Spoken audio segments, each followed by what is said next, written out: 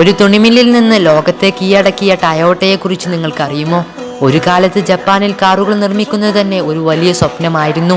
ലോകക്കാർ വിപണി Ford, general Motors പോലുള്ള American കമ്പനികളുടെ കയ്യിലായിരുന്നു. അപ്പോഴാണ് 1894 ജനിച്ച കിച്ചാറോ ടയോട്ട ഒരു സ്വപ്നവുമായി മുന്നോട്ട് വന്നത്. ജപ്പാനും സ്വന്തം കാറുണ്ടാക്കും. എന്നാൽ ടയോട്ടയുടെ തുടക്കം കാറിൽ നിന്നല്ല. കിച്ചാറോയുടെ പിതാവ് സക്കാച്ചി ടയോട്ട തുണിനെയ്ത്ത് യന്ത്രങ്ങളിലൂടെയാണ് വ്യവസായം ആരംഭിച്ചത്.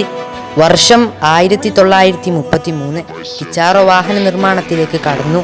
പരീക്ഷണങ്ങൾക്കൊടുവിൽ 1935 ആദ്യ പ്രോട്ടോടൈപ്പും 1936 ടയോട്ട എ കാറും പുറത്തിറങ്ങി.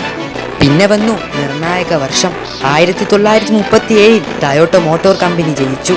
പക്ഷേ വിജയം ഉടൻ വന്നില്ല.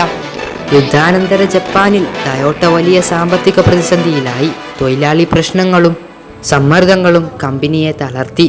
കിച്ചാറോക്ക് പോലും സ്ഥാനമൊഴിയേണ്ടി വന്നു. എന്നാൽ ടയോട്ട അവിടെ തോറ്റുകൊടുത്തില്ല. കമ്പനി ഉൽപാദന രീതി മാറ്റി, പായ്ച്ചെലവ് കുറച്ചു, കാര്യക്ഷമതയ്ക്ക് പ്രാധാന്യം നൽകി. പിന്നീട് ടയോട്ട പ്രൊഡക്ഷൻ സിസ്റ്റം ലോകം ശ്രദ്ധിക്കുന്ന മാതൃകയായി മാറി. കൊറോള, ക്രൗൺ തുടങ്ങിയ കാറുകളിലൂടെ ടയോട്ട ജപ്പാനിൽ ശക്തമായി വളർന്നു. അങ്ങനെ 1957 അമേരിക്കൻ വിപണിയിലേക്കും കടന്നു. ഒരു ചെറിയ തുണിയന്ത്രത്തിൽ നിന്നും തുടങ്ങിയ ഒരു കുടുംബത്തിന്റെ സ്വപ്നം പ്രതിസന്ധികളെ അതിജീവിച്ച് ലോകത്തിലെ ഏറ്റവും പ്രശസ്തമായ കാർ ബ്രാൻഡുകളിൽ ഒന്നായി മാറി.